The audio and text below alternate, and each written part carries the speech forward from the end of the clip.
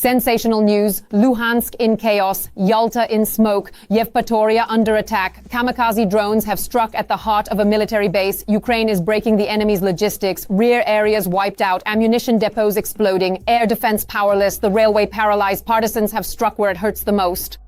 Mariupol and Tokmak are under fire. Russia's plans for a spring offensive are falling apart. Ukrainian soldiers are taking out the enemy's air defenses. Night after night, the main intelligence directorate is clearing Russian positions meter by meter. The front is boiling. The counteroffensive in the south is gaining momentum to the limit. All the details I'll tell you in a moment. Greetings, this is Ukraine Today. I am Victoria Perepelitsia, and here are the latest events.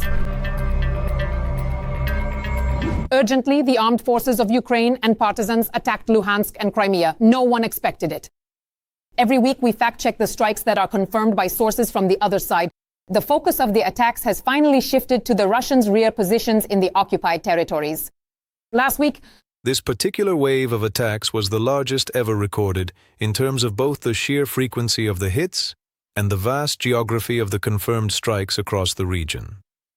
It served as a perfect and undeniable demonstration of the total collapse of Russia's strategic spring operation plans, which failed to achieve their primary objectives.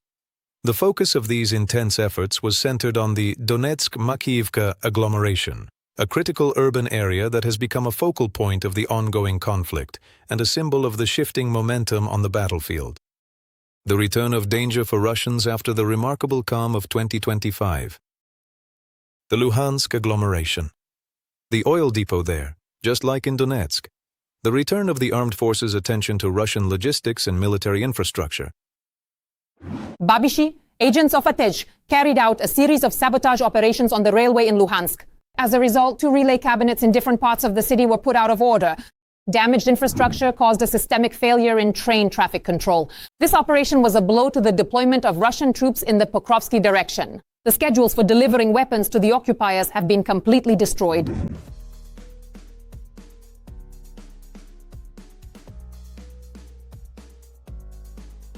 The occupiers are also on edge. Yalta? The destruction of the warehouse with the BC, a place locally known as Rybchek. After the strike, the shockwave from the detonation was so strong that even in distant houses with glass, there were problems. The Russians set up this warehouse back in 24, more than 2 years of peaceful storage. And finally, the partisans have reached the Russian warehouses in Mariupol and the surrounding area. Let's move on. Ukrainian forces attacked a storage site for drones, Forepost and Orion in Crimea. The attack targeted the territory of the Yevpatoria aircraft repair plant. It is there that the Russians have set up infrastructure for storing and servicing these drones. Satellite images taken after the strikes recorded damage to at least 3 more hangars.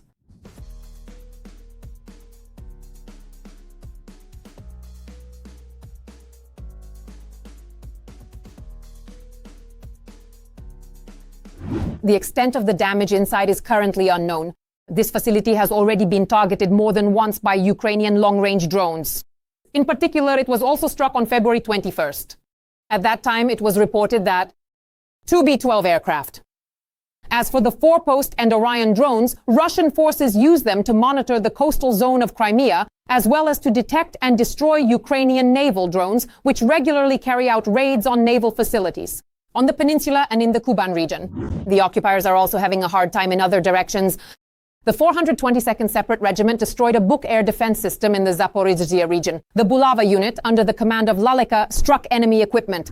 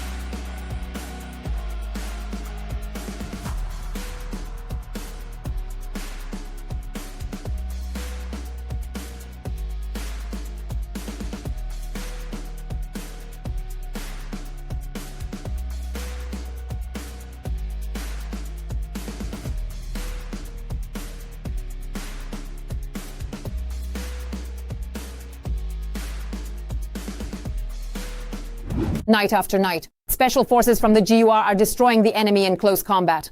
Firefights on the outskirts of Stepnohursk and skillful destruction of the enemy at close range. GUR scouts are professionally clearing position after position, meter by meter, until Ukrainian land is free. The armed struggle continues.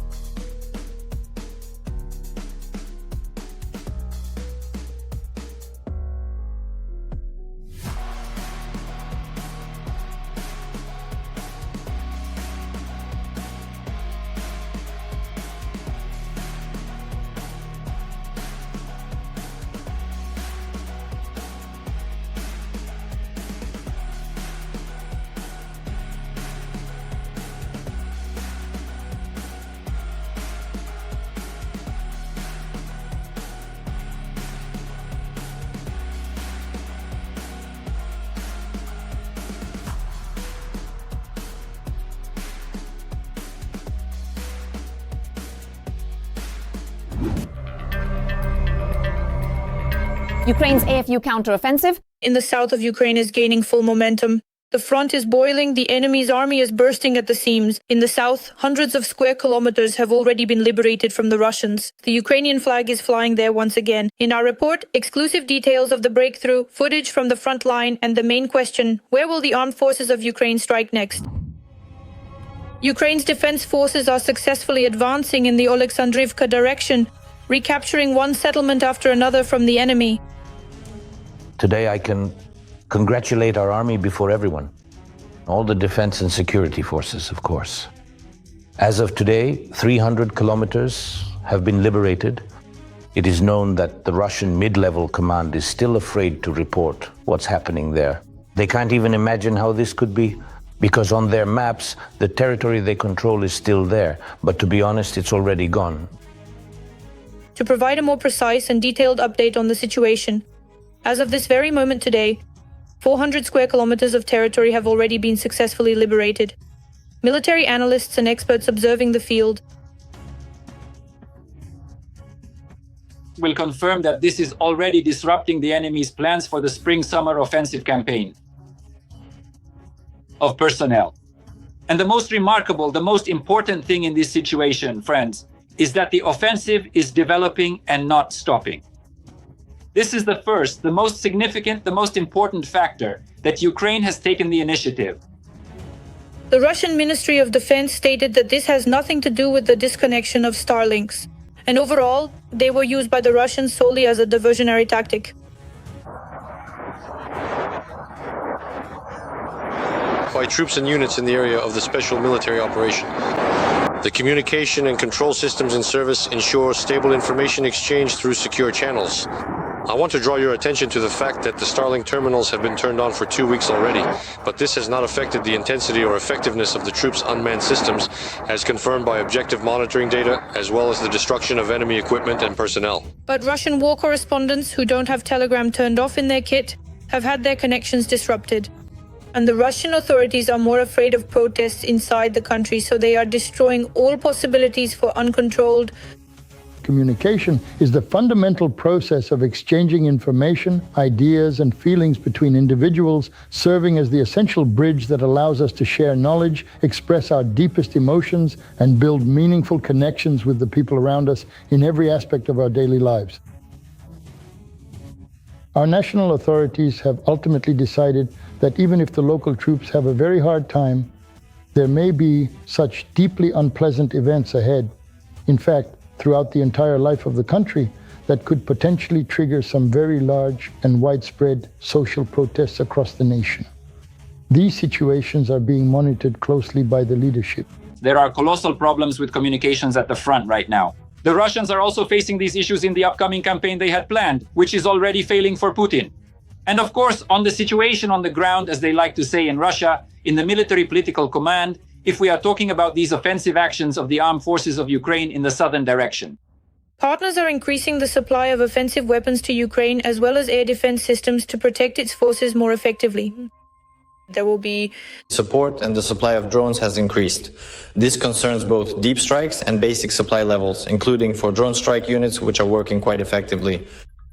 There will also be certain announcements regarding laser-guided artillery. We plan to increase the supply of this artillery, or more precisely, to work with our partners to provide this type artillery. It's clear that as soon as Putin loses this trump card, as soon as his missiles and drones can no longer reach their targets, his war will become even more problematic for him, because these strikes are still being shown on television, on Russian Telegram channels. And when even that is gone, what will he have to boast about? What will he show and demonstrate? And most importantly, what will he use to threaten? Nothing at all. Russia immediately started whining and came up with a story about the supply of nuclear weapons from Europe and the planning of terrorist attacks against gas. When we talk about infrastructure, we are referring to the fundamental physical and organizational structures and facilities such as buildings, roads, power supplies and transportation networks that are absolutely essential for the operation of a modern society or enterprise. This includes everything from the bridges we cross to the digital systems that keep us connected every single day. Our operational information is also in today's media. Today, there should probably be something, if I haven't had a chance to see anything yet, but it's about a possible explosion. Our gas systems along the bottom of the Black Sea. These are the so-called Turkish Stream and Blue Stream pipelines. They just can't calm down. It's obvious that Putin's position and that of his army is becoming more and more difficult, and it will only get worse as long as he continues his aggressive war. More or less, Ukrainian defenders literally broke through the enemy's defensive line in the Alexandrovsk direction. There, where the enemy had been building fortifications for months, Ukrainian paratroopers carved out a corridor with strength and determination. There is panic in the occupiers' rear, equipment has been destroyed, and more of their plans have been thwarted. But that's not all the bad news for the enemy. But in our military overview, there are maps, numbers, evidence, and a harsh reality for the occupiers. The Sheskari's oil terminal in Novorossiysk was left without tankers after an attack by Ukrainian UAVs. Sheskari's is a massive and sophisticated deep-water maritime complex, specifically designed for the efficient reception, long-term storage, and rapid transshipment of crude oil and various oil products onto waiting tankers. It is widely considered to be one of the largest and most strategically important facilities of its kind in the entire region. These sites represent some of the most strategically vital and economically significant oil production and processing facilities located within the borders of Russia, serving as the backbone of the nation's energy infrastructure and global export capabilities. Their continued operation is absolutely essential for maintaining the country's economic stability and its influential position in the international energy market, making them high-priority assets that require constant protection and management. Every single incident that currently occurs to these oil refineries and storage facilities allows us to systematically undermine and weaken the entire national economy of the Russian Federation and significantly reduce the overall funding and expenditures for the Russian army, which is already today beginning to very acutely and painfully feel a severe shortage of ammunition, as well as advanced drones. At that time, in November, the terminal was hit twice, as a result of which oil exports were halted. Ukrainian paratroopers broke through the enemy's defensive line in the Alexandrovsk direction. Throughout the course of the military operation, numerous enemy firing positions and various hostile personnel were successfully identified and completely destroyed. Forces and the occupiers' ammunition storage site, according to the soldiers. The moral and psychological state of the Russian soldiers is abnormal because there hasn't been a rotation for a long time. The occupiers are needed by no one, neither at the front nor in the rear after being wounded. The wife of this so-called hero, a participant in the special military operation, according to his stories, went to Luhansk.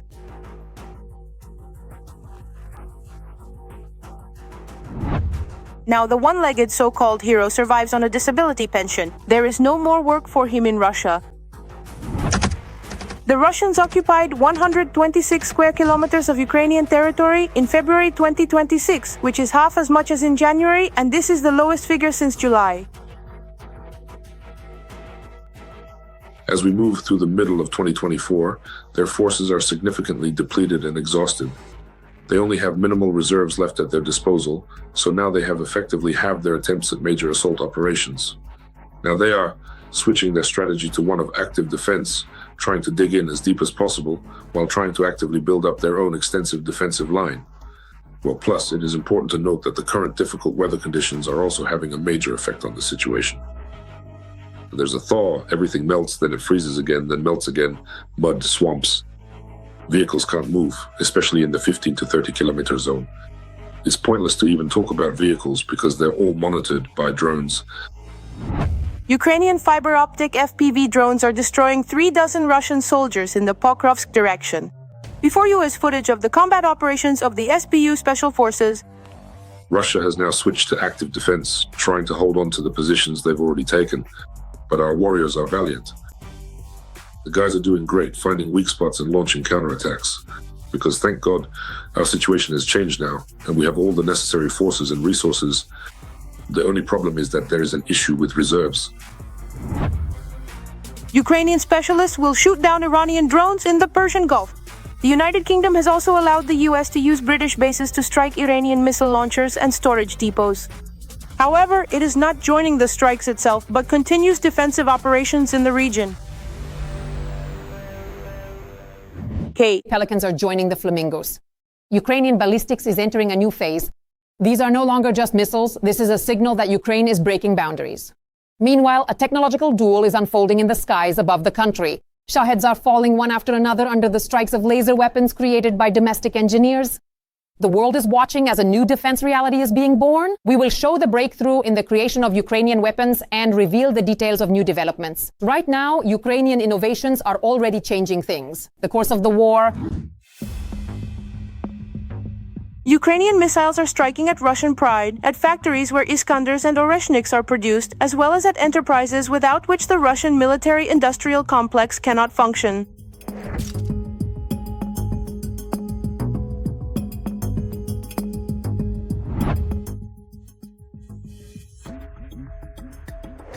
In a truly remarkable and vibrant display of nature, a flock of beautiful Ukrainian flamingos has gracefully descended upon the open countryside, where they have now officially taken to the field in a stunning show of color and elegance that captures the attention of everyone nearby. But the flamingo is wings and a missile, undoubtedly very powerful, but that was not enough. Now, however, Ukraine has the Royal Flash. Something that can be called a breakthrough and a winning combination. A ballistic missile. Its name is FP7 and its developer is Firepoint, the very same company that produces the Flamingo. They announced the development of ballistic missiles back in September 2025, and now they've shown it in action.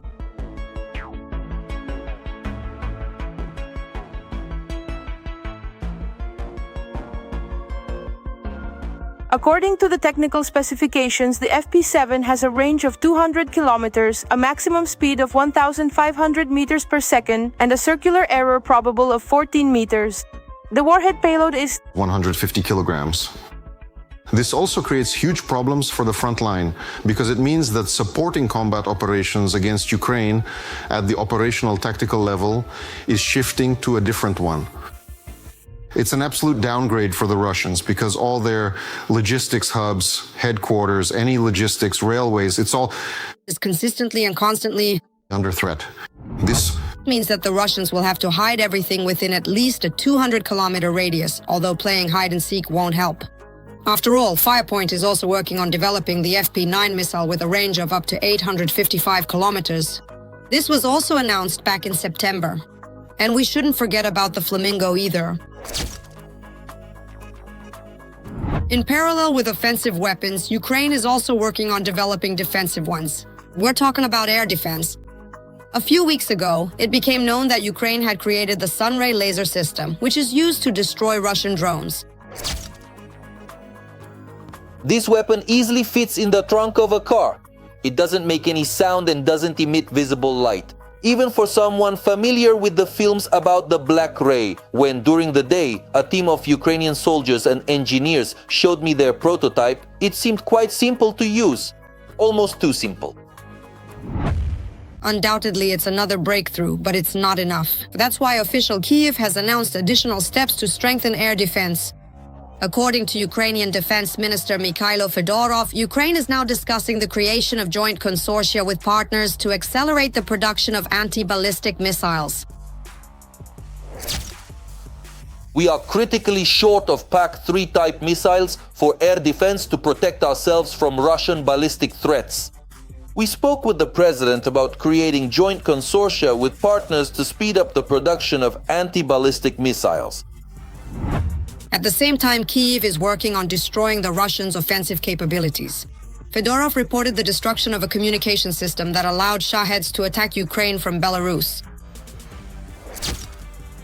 We managed to destroy the internetwork.